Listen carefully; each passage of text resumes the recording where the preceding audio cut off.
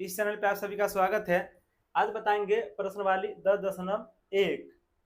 10.1 में वृत्त पढ़ना है, जिसको इंग्लिश में सर्कल बोलते हैं।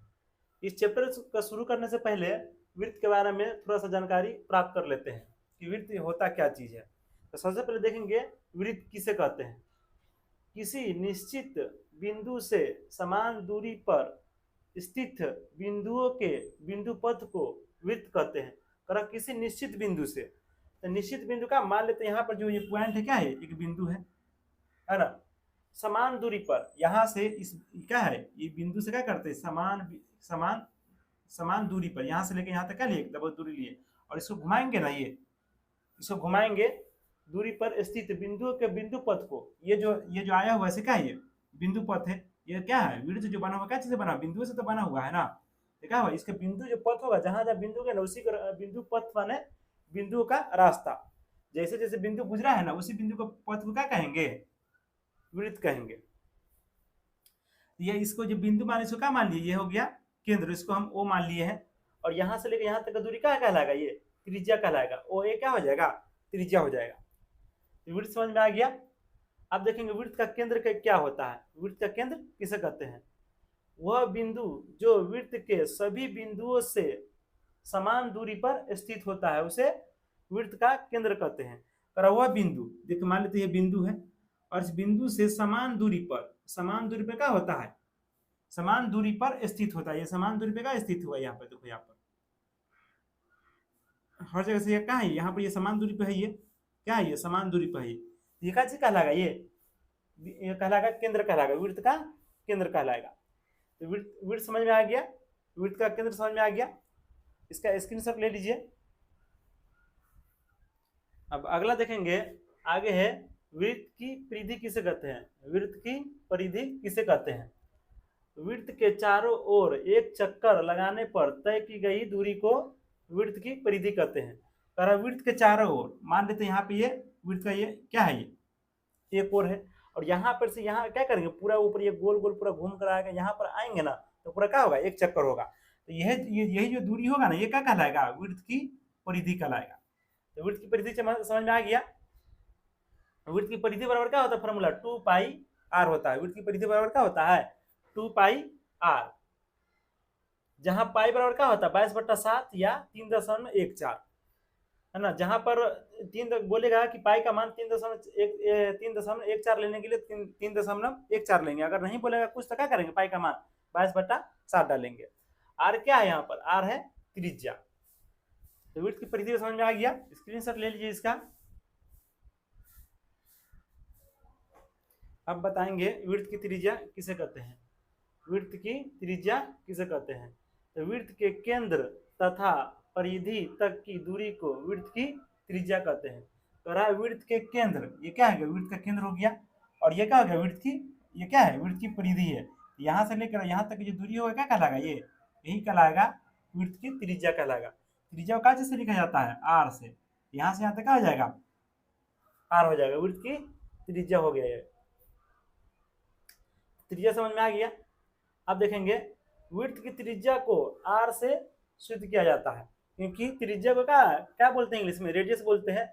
इसका फर्स्ट लेटर क्या होता है, आर होता है। तो त्रिज्या को कैसे से लिखा जाता है, आर से लिखा जाता है। किसी भी वृत्त में अपरिमित रूप से अनेक त्रिज्याएं हो सकते हैं, अनेक त्रिज्याएं हो सकते हैं। किसी भी वृत्त में अपरिमित रूप से क्या होता है, अनेक त्रिज्या हो सकता है। जैसे यहाँ पर से यहाँ पर एक खींच देंगे, यहाँ से लेकर परिधि की दूरी जो होगा क्या होगा, त्रिज्या हो जाएगा। यहाँ से लेकर यहाँ तक का दूरी क्या हो जाएगा, ये भी त्रिज्या हो जाएगा। ये भी क्या हो जाएगा, त्रिज्या हो गया। ये भी क्या हो जाएगा, त्रिज्या हो गया। केंद्र से लेकर परिधि का दूरी जो भी खींचेंगे ना, तो क्या हो जाएगा, वो त्रिज्या हो जाएगा। तो किसी भी वृत्त में अपरिमित रूप से क्या होगा, अनेक त्रिज्याएं हो सकता है। त्रिज्या समझ में आ गया। अब देखेंगे वृत्त का व्यास किसे कहते हैं, जिसको इंग्लिश में डायमीटर कहते हैं। वृत्त के केंद्र से होकर गुजरने वाली रेखा जो वृत्त को 2 बराबर भागों में बांटती हो, उसे वृत्त का व्यास कहते हैं। तो वृत्त के केंद्र से देखो, ये क्या है, ये वृत्त है, इसका केंद्र से वो क्या कर रहा है, एक रेखा गुजर रहा है। इसी रेखा को क्या कहेंगे, इसी रेखा को कहेंगे वृत्त का व्यास, क्योंकि ये रेखा क्या करता है, वृत्त को 2 बराबर भाग में हिस्सा में बांटता है। 2 बराबर भागों में या हिस्से में इसको क्या करता है, बांटता है। ये रेखा क्या कहलाएगा, ये ये कहलाएगा वृत्त का व्यास कहलाएगा। व्यास जो होता है ना 2r के बराबर होता है, क्योंकि यहाँ से देखिए यहाँ से लेके यहाँ तक 1r है और यहाँ से यहाँ तक क्या है 1r है, तो r प्लस r कितना हो जाएगा 2r हो जाएगा। व्यासों को d से सूचित किया जाता है। व्यास को कैसे सूचित जाता है, व्यास को d से सूचित किया जाता है। d बराबर क्या हो जाएगा 2r, क्योंकि देखा यहाँ से यहाँ तक 1r है और यहाँ से यहाँ तक क्या होगा 1r हो गया, r प्लस r क्या हो जाएगा 2r हो जाएगा। तो d बराबर क्या हो जाएगा 2r और r बराबर क्या हो जाएगा d/2। कि जो रेडियस जो होता है ना कि व्यास का क्या होता है आधा होता है, क्योंकि यहाँ से यहाँ तक क्या है व्यास है और यहाँ इतना ही क्या होता है इतना ही दूर का क्या होता है ये त्रिज्या ये होता है, और यहाँ से लेके यहाँ तक क्या होता है ये व्यास होता है। इसलिए जो त्रिज्या जो होता है ना व्यास का क्या होता है आधा होता है, यानी आधा ही होता है ये। तो वृत्त की त्रिज्या और वृत्त का व्यास समझ में आ गया। स्क्रीनशॉट ले लीजिए इसका। अब बताएंगे एक ही तल में एक वृत्त तथा एक रेखा की सापेक्षिक स्थिति। तो यहाँ पर 3 गो स्थिति ली है, यहाँ पर पहली स्थिति, दूसरी स्थिति और तीसरी स्थिति ली है। पहली स्थिति में क्या होता है ना, पहली स्थिति में क्या है ये एक वृत्त है और ये ए बी क्या है रेखा है। तो रेखा ए बी और वृत्त में कोई उभयनिष्ठ बिंदु नहीं है, कोई भी उभयनिष्ठ बिंदु क्या है नहीं है। यहाँ पर ये वृत्त और ये रेखा है, इसमें कोई भी उभयनिष्ठ बिंदु क्या है नहीं है, क्योंकि एक दूसरे को क्या कर रहा है टच नहीं कर रहा है, तो इसमें उभयनिष्ठ बिंदु नहीं होगा। इस स्थिति में रेखा ए बी वृत्त को प्रतिच्छेद नहीं करती है। क्या वृत्त को प्रतिच्छेद नहीं करता है। यहाँ रेखा ए बी को वृत्त के सापेक्ष अप्रतिच्छेदी रेखा कहते हैं। इसको वृत्त के सापेक्ष क्या कहेंगे अप्रतिच्छेदी रेखा, क्योंकि इसको प्रतिच्छेद नहीं कर रहा है, इसलिए कौन सा रेखा कहलाएगा ये अप्रतिच्छेद रेखा कहलाएगा। तो ये समझ आ गया। अब दूसरी स्थिति देखेंगे। दूसरी स्थिति में लिखा हुआ है कि रेखा ए बी और वृत्त में P और Q दो उभयनिष्ठ बिंदुएं है। रेखा ए बी है, देखा ये क्या है वृत्त है, ये क्या है रेखा ए बी है, इसमें P और Q दो उभयनिष्ठ बिंदु है। इस स्थिति में रेखा ए बी वृत्त को दो अलग अलग बिंदुओं P और Q पर प्रतिच्छेद करती है। इस स्थिति में रेखा जो ए बी है क्या है रेखा ए बी P और Q दो अलग अलग बिंदु है, इस पे क्या करता है ये रेखा ए बी प्रतिच्छेद करता है। यहाँ पर रेखा ए बी को वृत्त के सापेक्ष छेदक रेखा कहते हैं। अगर ए बी रेखा है ना वृत्त के सापेक्ष कौन सा रेखा कहलाएगा ये छेदक रेखा कहलाएगा। ये दूसरा स्थिति समझ में आ गया, ये क्या है दूसरी स्थिति है।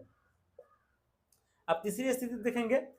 तीसरी स्थिति में क्या लिखा हुआ है, रेखा ए बी और वृत्त में केवल एक बिंदु उभयनिष्ठ है।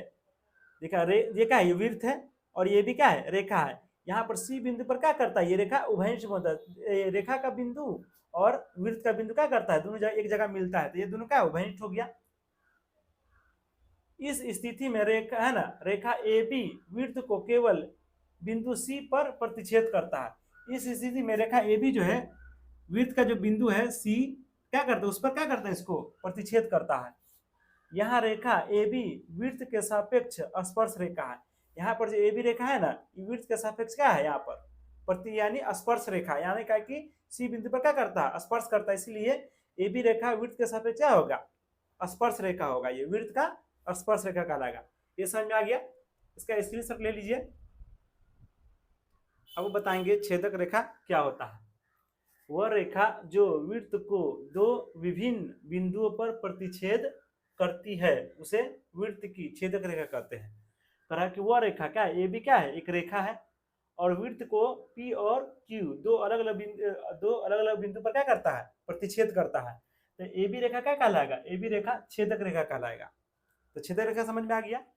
अब देखेंगे स्पर्श रेखा किसे कहते हैं।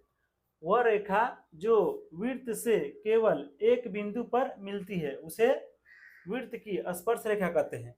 क्या है ये एक वृत्त है जिसका सेंटर क्या है यहाँ पे सी है और ए बी क्या है रेखा है और इसका एक क्या है यानी वृत्त का एक पॉइंट है जहां पर क्या करता है ए बी रेखा यहाँ पर स्पर्श करता है, तो एक ही बिंदु पर स्पर्श किया है, इसीलिए क्या होगा ये स्पर्श रेखा कहलाएगा। ये ए बी कौन सा रेखा कहलाएगा ये बी यहाँ पर होगा स्पर्श रेखा, ए बी स्पर्श रेखा होगा यहाँ पर।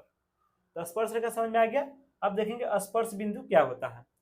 जिस बिंदु पर स्पर्श रेखा वृत्त पर मिलती है उसे वृत्त की, है ना, वृत्त की क्या हो जाएगा, वृत्त की स्पर्श बिंदु कहते हैं, वृत्त की स्पर्श बिंदु कहते हैं। देखा क्या है यहाँ पर एक ये सर्कल है और यहाँ पे का सेंटर क्या है, सी है, और ये क्या है, ये भी एक रेखा है।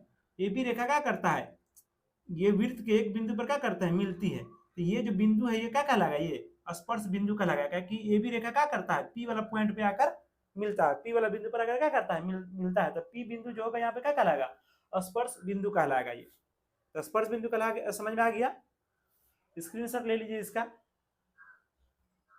अब बताएंगे वृत्त की स्पर्श रेखाएं, यानी वृत्त की स्पर्श रेखा एक बिंदु से कैसे कैसे खींच सकते हैं।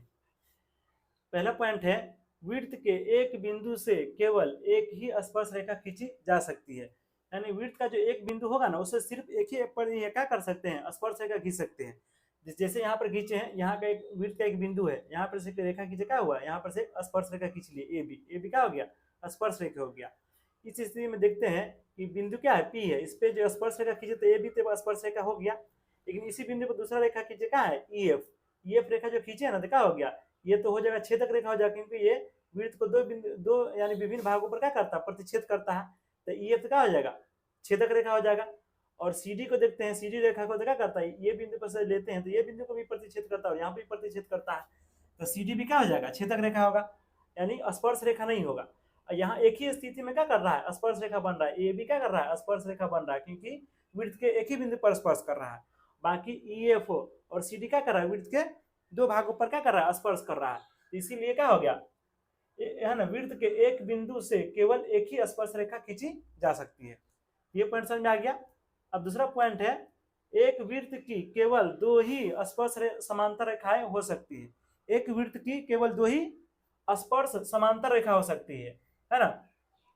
समांतर रेखा उसको कहते हैं जिसकी दूरी हर जगह समान हो, है ना। यहाँ पर एक वृत्त लिए हैं, देखिए एक यहाँ पे पी स्पर्श बिंदु का है, पी है, और यहाँ पर क्यू है। यहाँ पर स्पर्श रेखा ए बी है और ये ऊपर स्पर्श रेखा सी डी है। ए बी और सी डी क्या है, समांतर है। तो ये देखिए ए बी और बी सी का होगा, समांतर स्पर्श रेखा होगा, क्योंकि ए बी भी स्पर्श रेखा है और सी डी भी स्पर्श रेखा है। तो ए बी और सी डी क्या होगा, समांतर स्पर्श रेखा कहलाएगा। यहाँ पर देखिए एक यानी एक वृत्त पर, है ना, एक वृत्त के कितना होता है, एक वृत्त की केवल दो ही बिंदु पर समांतर स्पर्श रेखा हो सकती है। यहाँ पर क्या किए, यहाँ पर जो रेखा खींचे हैं तो देखा ए बी और सी डी तो दो समांतर स्पर्श रेखा हो गया, और यहाँ पर जो देखें ई एफ जो खींचे रेखा था क्या होगा, वृत्त को दो भागों पर क्या करता है, प्रतिच्छेद करता है। जब वृत्त के दो भागों पर प्रतिच्छेद करेगा तो वो तो स्पर्श रेखा कहलाएगा नहीं, वो तो छेदक रेखा हो जाएगा। बाकी ये भी जितना भी जो रेखा सब क्या है, ये छेदक रेखा है। सिर्फ ए बी और सी डी क्या है, स्पर्श रेखा है, बाकी जो जितना अन्य भुजा अन्य रेखा से क्या है, छेदक रेखा है। तो एक वृत्त पर केवल दो ही स्पर्श समांतर रेखा हो सकती है। ये समझ में आ गया दोनों पॉइंट। इसका स्क्रीनशॉट ले लीजिए। अब ऊपर में 10.1 देखेंगे।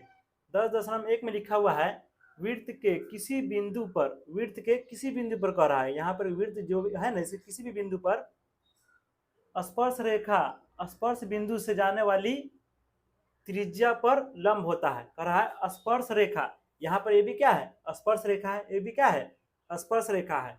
स्पर्श बिंदु से, यहाँ पे पी क्या है, स्पर्श बिंदु है, पी जो है क्या है, स्पर्श बिंदु है। ये जो बिंदु है क्या होगा, पी है, ये क्या हो जाएगा, स्पर्श बिंदु है। कह स्पर्श बिंदु से जाने वाली त्रिज्या, ये त्रिज्या क्या है, सीपी क्या है, यहाँ पर है त्रिज्या, त्रिज्या पर लंब होती है, लंब माने 90 डिग्री होता है। कह रहा है कि ए बी क्या है, स्पर्श रेखा, और सीपी क्या है, ये हो जाएगा त्रिज्या है, ये इस वृत्त की क्या हो जाएगा, त्रिज्या हो जाएगा। तो कह रहा है वृत्त के किसी बिंदु पर स्पर्श रेखा स्पर्श बिंदु से जाने वाली त्रिज्या पर क्या होता है, लंब होता है। तो स्पर्श रेखा अगर स्पर्श बिंदु से अगर त्रिज्या को गुजारेंगे ना, तो क्या होगा वो, यानी स्पर्श रेखा और त्रिज्या के बीच में कितना डिग्री कोण बनेगा, 90 डिग्री का कोण बनेगा, यानी लंब होगा वो। ये समझ में आ गया थ्योरम। स्क्रीनशॉट ले लीजिए इसका। अब प्रश्न वाली 10.1 का क्वेश्चन का हल करेंगे। इसमें पहला नंबर प्रश्न लिखा हुआ है, एक वृत्त की कितनी स्पर्श रेखाएं हो सकती है ना। यानी तो एक वृत्त की अपरिमित रूप से अनेक स्पर्श रेखाएं हो सकती है। यानी एक वृत्त पर कितना है, वृत्त पे बोला है, एक बिंदु पे नहीं बोला है, बोला है एक वृत्त पे। तो एक वृत्त पे क्या क्या हो सकता है, एक वृत्त पर अपरिमित रूप से अनेक क्या होता है, अनेक स्पर्श रेखाएं हो सकती है। अगर एक बिंदु पे बोलता कि एक वृत्त के एक बिंदु पर कितने स्पर्श रेखाएं होते हैं, तो केवल एक होता है, लेकिन यहाँ पे सिर्फ वृत्त बोला है, बिंदु नहीं बोला है। तो वृत्त बोला है इसीलिए एक वृत्त पर अपरिमित रूप से अनेक स्पर्श रेखा हो सकती है। तो पहला सवाल क्वेश्चन का आंसर समझ में आ गया। अब दूसरा नंबर में है रिक्त स्थान की पूर्ति कीजिए। दूसरा नंबर प्रश्न में क्या करता है, रिक्त स्थान को भरना है। इसमें पहला प्रश्न लिखा हुआ है वृत्त की स्पर्श रेखा उसे बिंदुओं पर प्रतिच्छेद करती है। तो वृत्त की जो स्पर्श रेखा होती है ना, तो वृत्त पर केवल एक ही बिंदु पर प्रतिच्छेद करता है। क्या होगा, यहाँ पे लिखेंगे एक बिंदु पर प्रतिच्छेद करता है। अगर दो बिंदु पर प्रतिच्छेद करता है तो छेदक रेखा हो जाता है। अगर एक बिंदु पर प्रतिच्छेद करेगा तभी ना वृत्त की स्पर्श रेखा होगा। तो क्या होगा, वृत्त की स्पर्श है ना, वृत्त की स्पर्श रेखा वृत्त की स्पर्श रेखा उसे एक बिंदु पर प्रतिच्छेद करती है, उसको एक ही बिंदु पर प्रतिच्छेद करती है। दूसरा प्रश्न है वृत्त को दो बिंदुओं पर प्रतिच्छेद करने वाली रेखा को क्या कहते हैं, छेदक रेखा कहते हैं। जब वृत्त को दो बिंदुओं पर प्रतिच्छेद करते हैं उसे क्या कहते हैं, छेदक रेखा करते हैं। छेदक रेखा या प्रतिच्छेदक रेखा, छेदक रेखा, छेदक रेखा कहते हैं। तीसरा प्रश्न है एक वृत्त की समांतर स्पर्श रेखाएं हो सकती है। और एक वृत्त की केवल दो ही समांतर स्पर्श रेखा हो सकती है। तो क्या हो सकता है, दो। पीछे बताए भी हैं कि दो कैसे समांतर रेखाएं हो सकता है, कैसे दो असमान स्पर्श समांतर रेखाएं हो सकती है। तो केवल एक वृत्त पर केवल दो ही समांतर स्पर्श रेखाएं हो सकती है। ये पॉइंट समझ में आ गया। अब तीसरा सवाल है वृत्त तथा उसकी स्पर्श रेखा के उभयनिष्ठ बिंदु को क्या कहते हैं। वृत्त है और उसका जो उभयनिष्ठ बिंदु होता है ना, वृत्त तथा उसकी स्पर्श रेखा का जो उभयनिष्ठ बिंदु होता है उसे क्या कहते हैं, स्पर्श बिंदु कहते हैं, स्पर्श बिंदु।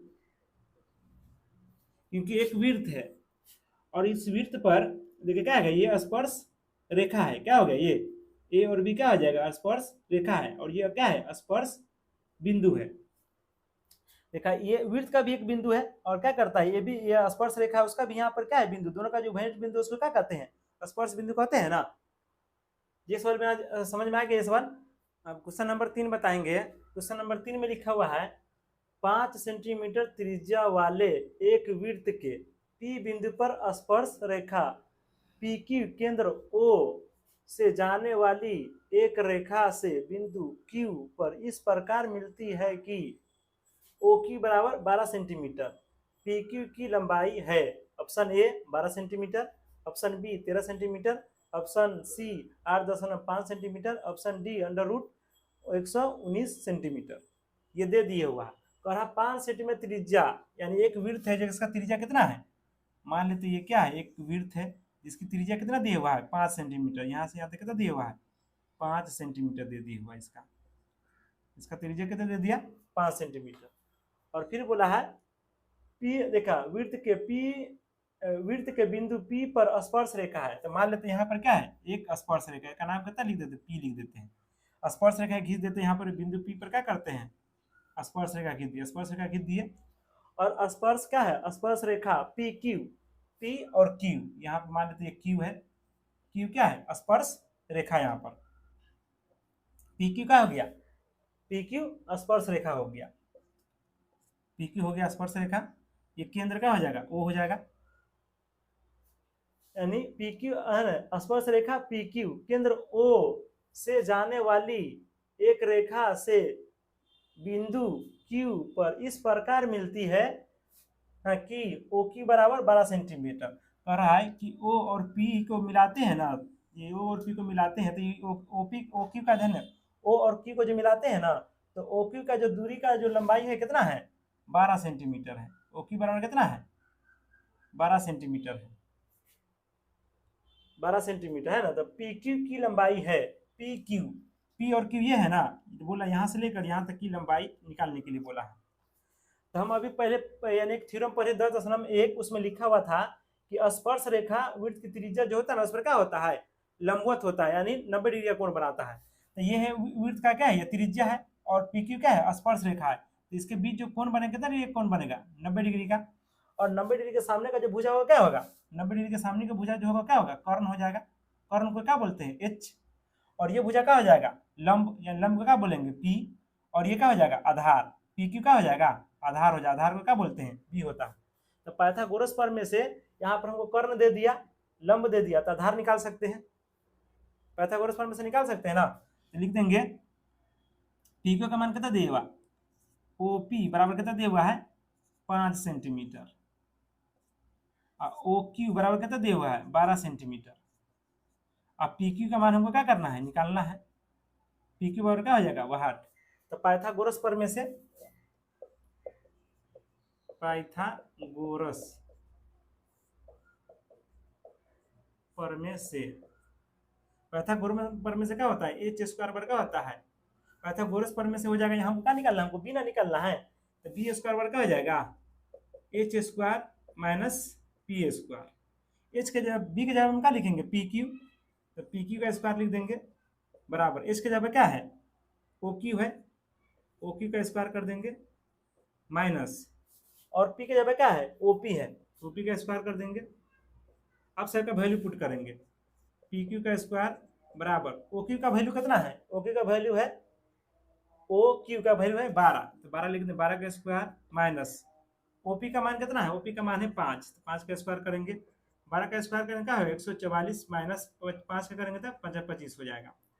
अब इसमें से घटाएंगे तो क्या हो जाएगा, ओ क्यू का स्क्वायर, ये क्या है, पी क्यू का स्क्वायर बराबर कितना हो जाएगा, 14 में से अगर क्या घटाएंगे, बचेगा 5 घटाएंगे तो 9, और बचेगा यहाँ पे 3 में से घटाएंगे तो 2 घटाएंगे तो 1 बचेगा, और ये 1 है तो कितना हो जाएगा 19। अब दोनों तरफ रूट लेंगे तो क्या हो जाएगा, दोनों तरफ रूट लेंगे तो पी क्यू बराबर क्या हो जाएगा, अंडर रूट 119 क्या हो जाएगा, सेंटीमीटर हो जाएगा। तो पी क्यू का मान कितना आ गया, पी क्यू का मान हो गया अंडर रूट 119 आया है। तो ऑप्शन नंबर क्या है, ऑप्शन नंबर डी में ये दिया हुआ है अंडर रूट 119। तो पी क्यू का मान कितना हो जाएगा, पी क्यू का मान हो जाएगा अंडर रूट 119 हो जाएगा, ऑप्शन नंबर डी सही हो जाएगा। स्क्रीनशॉट ले लीजिए इसका। अब क्वेश्चन नंबर 4 देखेंगे। क्वेश्चन नंबर 4 में लिखा हुआ है कि एक वृत्त खींचिए,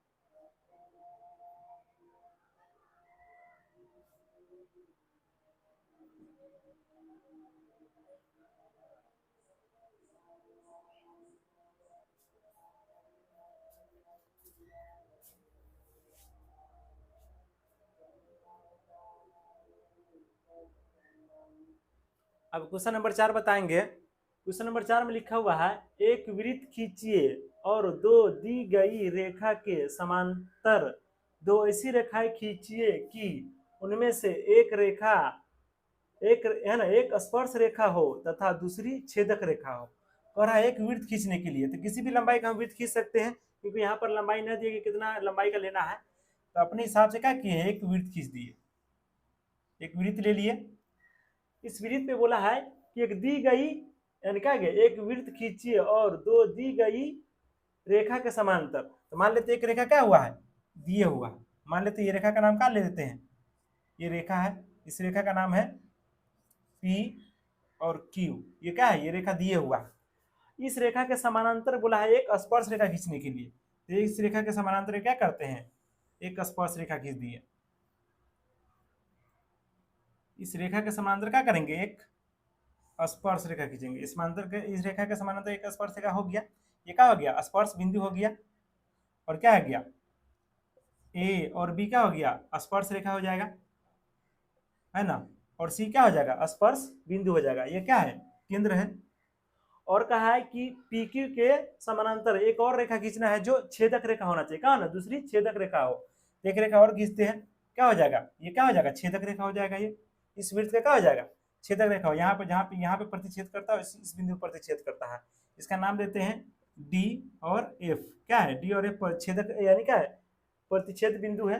और क्या हो जाएगा, जी और एच क्या हो जाएगा, जी और एच छेदक रेखा हो जाएगा।